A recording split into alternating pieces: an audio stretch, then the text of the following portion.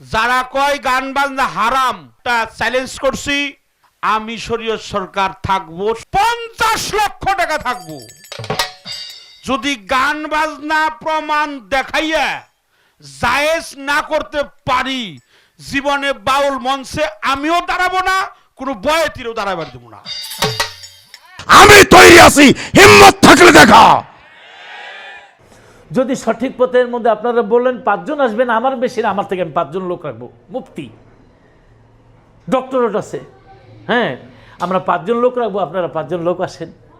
আইন শৃঙ্খলা রক্ষাকারী বাহিনী থাকবে, সেখানে পবিত্র আল্লাহর পবিত্র কোরআন শরীফ থাকবে।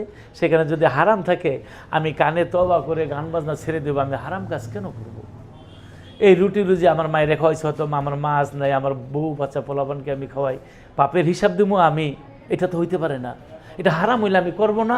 আর যদি হালাল হয় আপনারা আমাদের বাধা দিবেন না। ওই যে 50 লাখ টাকা বাজি চ্যালেঞ্জ, আমি ওর মধ্যে নাই। কারণ শান্তিপ্রিয় ইসলাম ধর্ম শান্তির ধর্ম। আমি শান্তিপ্রিয়ভাবে আপনাদেরকে আহ্বান জানাচ্ছি। আপনারা বলবেন, আমি 5 জন মুফতি রাখবো, ডক্টরেট লাগলে ডক্টরেটও রাখবো।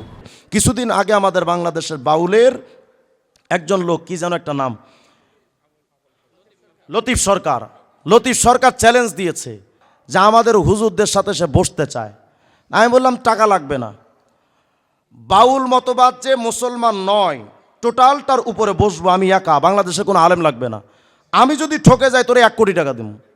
আর যদি তুই ঠকিস, মানিকগঞ্জ থেকে একেবারে যশোর পর্যন্ত তোর নাকে খত দিতে হবে। যদি এই চ্যালেঞ্জ গ্রহণ করিস, বাংলাদেশের আমাদের উস্তাদদের কাছে কখন যাবি বেটা? আমরা নিজেরাই তো যথেষ্ট তোদের জন্য।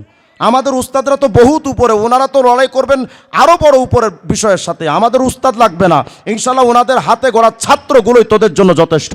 আমি প্রমাণ করে দেব তুই কোথায় বসতে চাস, মানিকগঞ্জে, শিবালয়ে, পাহাড়ে বসতে চাস বা নদীতে বসতে চাস, জলে বা স্থলে, ওপরে বা নিচে, আফ্রিকার জঙ্গলেও যদি যাইতে চাস, তোর বেডরুম থেকে নিয়ে বাংলাদেশের সংসদ ভবন পর্যন্ত প্রত্যেকটা ইঞ্চি মাটিতে আমি তৈরি আছি, হিম্মত থাকলে দেখা।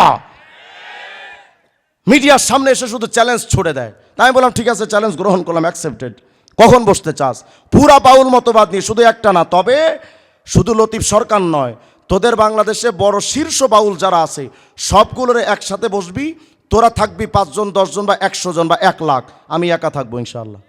যদি প্রমাণ করতে না পারি যে বাউল মতবাদ নাস্তিক্যবাদের ধর্ম, প্রমাণ যদি করতে না পারি যে বাউল মতবাদ ইসকনের সদস্য, প্রমাণ করতে না পারলে আমি 1 কোটি টাকা দেব।